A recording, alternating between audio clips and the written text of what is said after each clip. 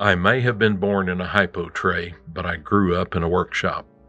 I was incredibly fortunate to have both of my grandfathers and grandmothers until I was 24 years old. These two men were great influences in my life. My father encouraged shop work and got me started when we built a something machine in our backyard. Over the last 70 years, I've lost track of all the things I've built. I wanted to be an engineer, but I let myself become a victim of modern math. That's what they called an educational experiment in the early 1960s, where they taught kids mathematics by adding apples to oranges, the result being bananas. Some kind soul gave me a handy-andy toolbox at a very young age. It had a real handsaw and screwdrivers. I proceeded to remove all the hardware from my mother's kitchen cabinets and saw off a chair leg. I don't consider that to be destructive behavior. It was an educational exercise. As a kid, I was dragging stuff home all the time. We had two neighbor guys who were always working on stuff. They were more than happy to give me busted parts and junk. Mother was less than impressed with my collections, but I learned how to take things apart and, more importantly, put them back together again. I struggled with math all through school until I found myself one math course short for my business degree in college. I picked one called Mathematics for Business Decisions. How hard could that be? Turned out it was really integral calculus. The teacher was a real babe. Something clicked, and I made a B.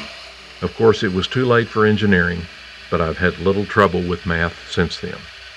Over the course of this video, you'll see how my family and friends influenced my mechanical knowledge and abilities. Certainly, there are craftsmen who do a much better job than I do, and I don't consider myself to be a master mechanic, but rather a jack of many trades. From a simple shop in a one-car garage, I've managed to assemble a pretty wide selection of machine and hand tools. When we moved to our ranch near Crawford, Texas, the first thing we built was a 40 by 80 metal building to house all of my tools and hobbies. I think I can build just about anything here. Yes, it could be bigger, as we never seem to have enough room, but I consider myself blessed to have what I have. Each trade, if you will, has its own shop. Sawdust and precision machine work do not mix well.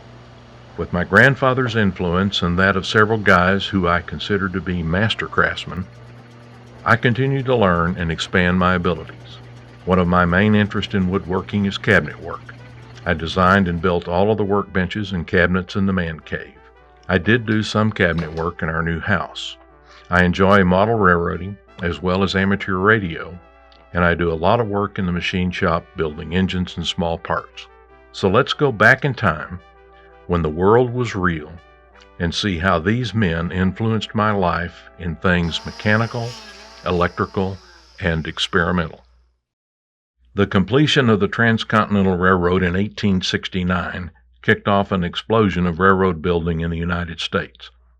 As the railroads moved westward, they had to bring everything with them, creating towns for stations and shop facilities where none existed. One of these was Wellington, Kansas. My paternal great-grandfather, John August Miller, was a Swedish cabinet maker. Immigrating to the United States about 1880, he married his wife Nellie, also a native Swede, in Cherryvale, Kansas in 1885. Moving to Wellington, they had 3 children, Alma, Harry, and my grandfather, Carl August Miller, who I called Pop. The elder Miller labored in the Santa Fe Railway's carpentry shop, building cabinets for depots and passenger cars, as well as wood patterns for the railroad's foundry. Here are some examples of his early woodworking tools. Note the hand saws, as well as the boxes he made for files and boring bits. I still use the Arkansas stone to hone my cutting blades. Since the building of King Solomon's Temple down through the Middle Ages and into the Industrial Revolution, Craftsmen learned their trade by way of the apprenticeship system. The relationship between master and apprentice was a covenant whereby the master would teach his apprentice the craft. In exchange, the young apprentice would bind himself to the master for a period of time, receiving instruction and small wages. At the end of the contract, the apprentice could leave the master as a member of the craft and journey forth into the world to make his living, hence the term journeyman or fellow of the craft. Railroads needed trained shop workers, so they established schools and a structure to train young men. Pop and Uncle Harry entered the Santa Fe's apprenticeship program when they were 16 years old. Here is Pop's indenture, dated May the 11th, 1910. He was legally bound to the Santa Fe for 4 years. Working in the shops of the company, the boys spent time in a classroom learning mathematics, engineering, mechanical drawing, and the like. And in the shops they were trained in all aspects of steam locomotive construction, maintenance, and operation. Here are some of the tools of an entered apprentice machinist. Granddad Miller built each of his sons a tool chest to take with them to the apprentice school. This was Uncle Harry's. It is handmade of oak and walnut. Most likely it was built with few, if any, power tools. Pop's drawing books somehow survived over 100 years, as did his drawing instruments. I still use the measuring and indicating tools in machine shop work. Uncle Harry did his apprenticeship at the Santa Fe shops in Wellington and then to La Junta, Colorado. Here is his certificate. Pop started in Wellington as well, and then transferred to the big erecting shops in Albuquerque, New Mexico. His certificate, properly framed, hangs in my shop today. The apprentices learned from the skilled journeymen and master mechanics all about the Santa Fe's motive power.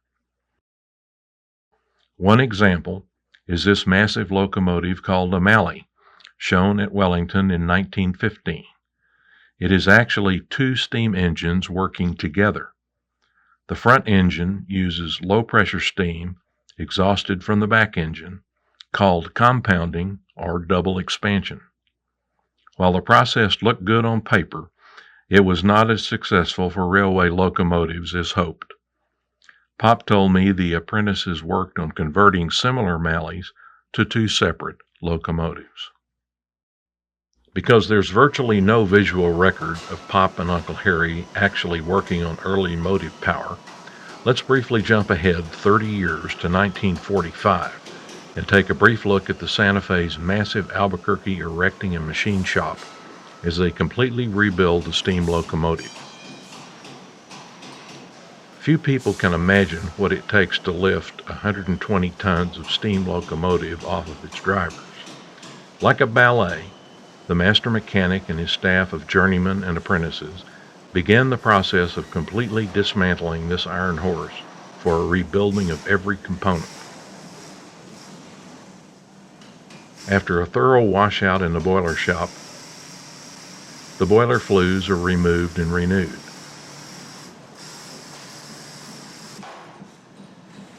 Often, new boilers must be fabricated and installed. The driving wheels get special attention. After a soaking in a lye bath and steam cleaned, the driver sets are given new tires. Watch as the machinist lights off a ring that will expand the new metal tire so it can be slipped onto the driver. The wheel sets are moved by overhead crane to a wheel lathe, where the tires and wheel sets are turned true to each other. Axles and shaft needed truing as well. The Santa Fe maintained a set of calibrated gauges which told the machinist whether the part was go or no-go. On occasion, new parts were fabricated from raw material. Drop forge hammers like this one had replaced the blacksmith and his sledge. The apprentices learned how to operate all kinds of machine tools, from cutting to milling to turning to drilling, Each man worked under the watchful eyes of an experienced journeyman. This young apprentice is learning how to use a cylinder hone to finish a process with tolerances as close as a few 10,000ths of an inch.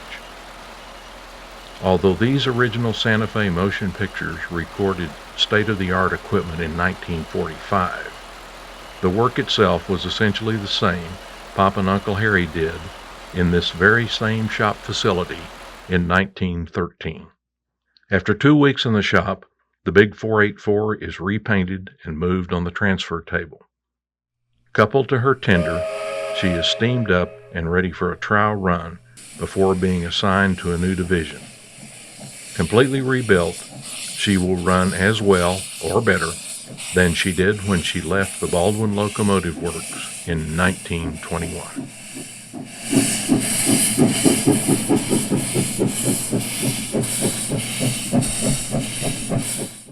The Miller brothers graduated from the Santa Fe's apprenticeship program as journeyman machinists. Uncle Harry was assigned to La Junta, Colorado, and Pop went to the new division point established in Clovis, New Mexico. In a few years, he was promoted to master machinist and assistant roundhouse foreman at Clovis. Things were going pretty well. In 1915, war clouds gathered over Europe, and in 1917, the United States declared war on Germany. World War I began in earnest. The boys hastened to join up. Uncle Harry enlisted first and was assigned to Camp Funston, Kansas, where he played the baritone in the band. Pop enlisted, and they were both at Camp Funston. Pop came down with the Spanish flu that, in the long run, probably saved his life, as he was assigned to the Observation Balloon Corps. He finished out his service at Camp Mabry in Texas. Because of his railroad service, Uncle Harry went to France, where he was promoted to Sergeant First Class and supervised American Expeditionary Forces shop operations in Rennes with the 19th Engineers Railway Battalion. He told me some great stories when I was a kid, and I remember some rather interesting French postcards. The armistice ending World War I was signed in 1918 on the 11th day of the 11th month. As the world cheered, Uncle Harry and the rest of the boys came home. Before he entered the Army, Pop had married my grandmother, and my father was born in December. Pop went back to work for the Santa Fe in the Clovis shops, where he became roundhouse foreman. Uncle Harry went a-wandering. Over the next 4 years, trouble brewed across the country between the railroad shop forces and management. On July the 1st, 1922, over 400,000 shop workers and foremen walked out, beginning the Great Railway Strike of 1922. Faced with no job and a family to support, Pop decided to open his own machine shop. In 1923, he opened Miller Machine Works on Main Street in Clovis. Around 1933, Uncle Harry drifted back to Clovis and joined Pop in the machine shop. They formed a partnership, Miller Brothers. It was the depths of the Great Depression. Uncle Harry ran the machine shop, and Pop ran the wholesale auto parts portion of the business. Despite hard times, they prospered. Uncle Harry was an experimenter and was awarded a couple of patents for locomotive fixtures he invented. The firm grew and expanded into more automotive products and paints. Pop was a good businessman, but money was tight, and they often had to take some odd things in exchange for machine work. One old boy offered a 1931 number 8.5 erector set model locomotive against his bill. The engine, relettered for Miller Brothers, lived in the front window of the store for several years. Today, it is one of my most prized possessions. On December the 7th, 1941, the Miller Brothers and the rest of the United States found themselves in another world war. In 1929, Transcontinental Air Transport, TAT, began cross-country airline service in conjunction with the Pennsylvania Railroad and the Santa Fe Railroad. Passengers would board Ford Trimotors and fly during daylight hours, transferring to passenger trains to continue their journey at night. It took 48 hours to get from New York to Los Angeles. One transfer point was established just west of Clovis. TAT only flew for a few years, so when World War II started, the airport was seeing little use. A group of Clovis educators and businessmen came up with an idea to establish a school for future aircraft mechanics in the little-used hangars. Pop was selected to oversee the operation. The machine tools at Miller Brothers were sold to the school. Uncle Harry kept the auto parts function going. For the duration of the war, hundreds of future aircraft mechanics were trained in every aspect of airframe and engine repair. Pop received grants from the government to purchase more machine tools and expanded the operation. As the war wound down, Pop was asked if he'd be interested in starting an industrial arts program at Clovis High School. He readily accepted, and all the machine tools were moved to the new shop built at the high school. Pop earned his mechanical engineering degree via correspondence school and received his teaching certificates. Here are some very primitive home movies of the boys in the shop. Pop really enjoyed teaching youngsters.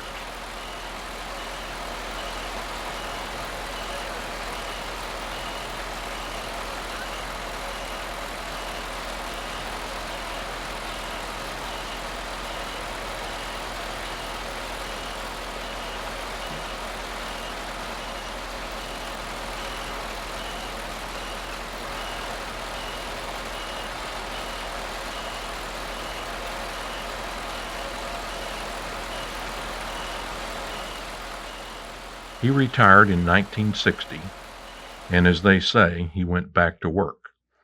Pop and Uncle Harry kept the Miller Brothers partnership going by investing in real estate and renewing old buildings. I got my start in my dad's garage workshop. That's a Shopsmith Mark I. He had every accessory available for it. With very little help, I taught myself how to use it.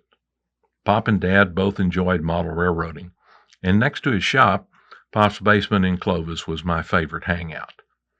We spent nearly every Easter in Clovis, and we enjoyed going down to the Santa Fe Roundhouse to look around. When they came to Amarillo, we usually took a trip to the Santa Fe yards there. Nearly every summer, I spent 2 weeks in Clovis with Mom, my grandmother, and Pop. As I grew older, he began to teach me how to use different tools and help him with projects. He built me this go-kart, and I was the envy of every kid on our block. Here he is in his sanctum. This is my favorite picture of him, and it was made while he was still teaching school. Later, he built a large shop building where the window is. You'll see many of these tools in my shop today. Pop bought this Rockwell 11 by 36 inch lathe in 1966. That's me running a shaper in the background. I have this very same model lathe in my shop.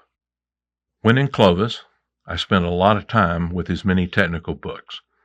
I was an avid reader, and this was my basement study hall in his apprentice program. He was enamored with our space program and Werner von Braun. His shop class built this model of a proposed moon rocket that appeared in Life magazine. Dr. von Braun saw the picture that Dad took, and he wrote Pop a letter. Pop was muchly excited. Pop was very active in his church, the American Legion, and the Rotary Club. He was working on a large-scale live steam locomotive and finished these wood patterns for the cylinders. It was his last project. Pop was probably the most patriotic man I ever knew. He flew the flag daily beside his shop. He suddenly laid down his working tools in 1975. My machine shop is not large, but many of the tools here belong to Pop. Not a day goes by that I do not think of him.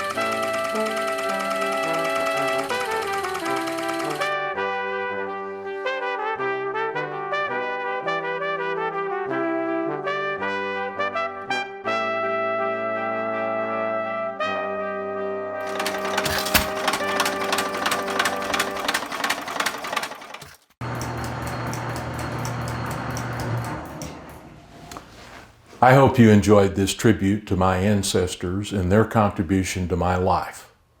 If you have grandchildren, please pass along your wisdom and knowledge. Make them as blessed as mine did me. Thanks very much for watching.